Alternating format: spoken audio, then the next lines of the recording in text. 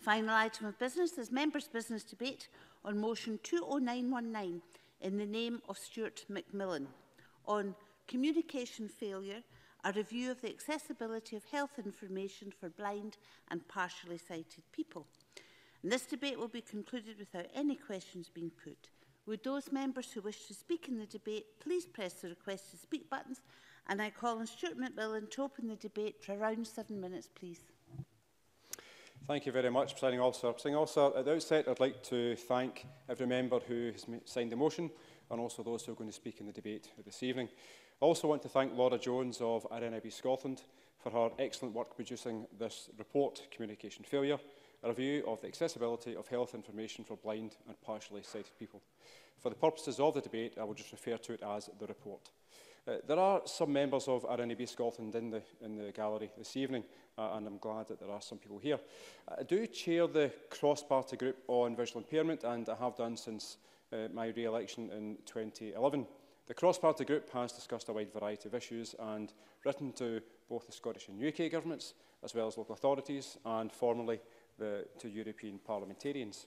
Our cross-party group has never been shy at attempting to find a solution to an issue or thanking public bodies for their progress, such as recently writing to and thanking Edinburgh City Council on the issue of the banning of A-boards on the streets in our capital. Any activity that the cross-party group has undertaken is about making Scotland more accessible and fairer for people who are blind or partially sighted. On the 17th of February, RNIB Scotland hosted an event in Glasgow publishing this report. The room was full and it consisted of both people who are blind or partially sighted, as well as including health professionals. And during my contribution that day, I indicated that I would seek to obtain a members' debate, as I believe that this issue needs, first of all, to be acknowledged, but also to be addressed. I will provide a few suggestions to help with the issues, as I believe that it's the correct way and also manner to actually take the findings of this excellent report further. However, I do want to touch upon some of the findings first. This is the second such report in this area by RNIB Scotland. In 2010, RNIB Scotland produced a report on the accessibility of health information for blind and partially sighted people. This report found a lack of recognition of the specific additional needs of blind and partially sighted people within the health service. It showed that blind and partially sighted people didn't experience the same patient confidentiality as sighted people, as they were often forced to rely on others to give details of appointments, diagnosis and patient advice. And the Patient Rights Act, the Patient Rights Scotland Act 2011, and also its accompanying Charter of Patient Rights and Responsibilities have since set out that, and I quote, "You have the right to be given information about your care and treatment in a format or language that meets your needs." I therefore believe that this new report, published a decade later, should have shown major improvements. RNIB Scotland's report highlights 4 key findings and also 7 key recommendations. Of the 4 key findings, the first one is patient confidentiality being breached. Secondly, individuals being put at risk. Thirdly, some individuals being told that they could cope without an accessible format of their information.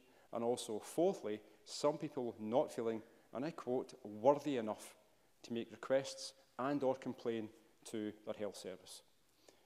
I'm sure, Presiding Officer, that every single one of us in this chamber will have been disappointed by these findings, and we would like to thank those who took part in the research. The helpful briefing from Royal Blind provided the following quote: "People with sight loss who access our services have complained about receiving self-testing kits, e.g. for bowel cancer, that are not visually impairment friendly. This breaches patient confidentiality, as individuals must rely on carers or relatives to assist them with tests that should be taken in private." And it goes on to say that we have had feedback that private companies, such as telecommunication companies or utilities providers, are often better at accessible formatting by default than healthcare providers. Clearly, no matter which way any of us look at this situation, every patient is of equal value, and every patient not only deserves but should expect information to be available to them. I welcome the recommendations that are provided in this report, but I would like to acknowledge that some of the recommendations are being part delivered. This is welcome, however, it proves there is still more to do and that all health boards really need to up their game. A more consistent approach across all the health boards would be extremely useful and also very helpful. On the issue of suggestions, I did say I was going to come back to this. I'm aware that the report has been sent to every health board, and I personally handed over copies of it, and also a CD version and a Braille version to NHS Greater Glasgow and Clyde, because I had a meeting with them that afternoon. So well done to the health boards that engaged with the research for the report. But I was disappointed that 5 didn't. It may well have been an oversight, but nonetheless, blind and partially sighted patients do deserve better. So my first suggestion is that I would encourage health boards to engage with RNIB Scotland, even at this stage, to inform them of how they communicate with blind and partially sighted patients. Secondly, I believe that a short-term working group involving both the NHS and also the wider sector in patient health communication would be advantageous. I'm sure that this would provide an opportunity for the health boards to fully understand the challenges blind and partially sighted patients actually face. This group needn't be a cast of thousands, but focused with key staff involved. It could also include some of the health boards who didn't engage, as well as some of those who did. And thirdly, it might be worth the NHS boards considering contracting in communication services from any one or some of the organisations who actually can provide information in Braille. There's a number of organisations that actually could do this. This could be undertaken even on a trial basis to see how effective or otherwise it is. Ultimately, every patient wants to obtain correct and proper information in a timely fashion. Obtaining little or no information is unacceptable in this day and age. Younger people are increasingly using smartphones as accessible technology is inbuilt. However, for some older people, Braille will still be the first form of communication that they will use.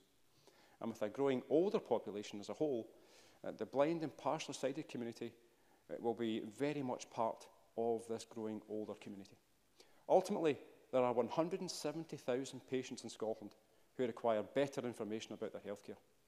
Using the range of technologies available, I'm sure that solutions can be found at very little cost to enable 170,000 people to take more accurate decisions about their healthcare. Once again, Presiding Officer, in my conclusion, I'd like to thank everyone who has actually helped make this debate possible. I would also once again like to thank Laura Jones of RNIB Scotland for producing this important report. And this report clearly highlights that although our NHS undertakes life-saving and world-leading research and constantly challenges itself as new medicines, technologies and illnesses happen, there are still some more fundamental issues that do need to be addressed. And I hope all NHS boards read the report, understand the issues, listen to today's debate, engage with the external organisations who may be able to assist, and see this as an opportunity to deliver improved outcomes for Scotland's 170,000 people who are blind or partially sighted. Thank you very much.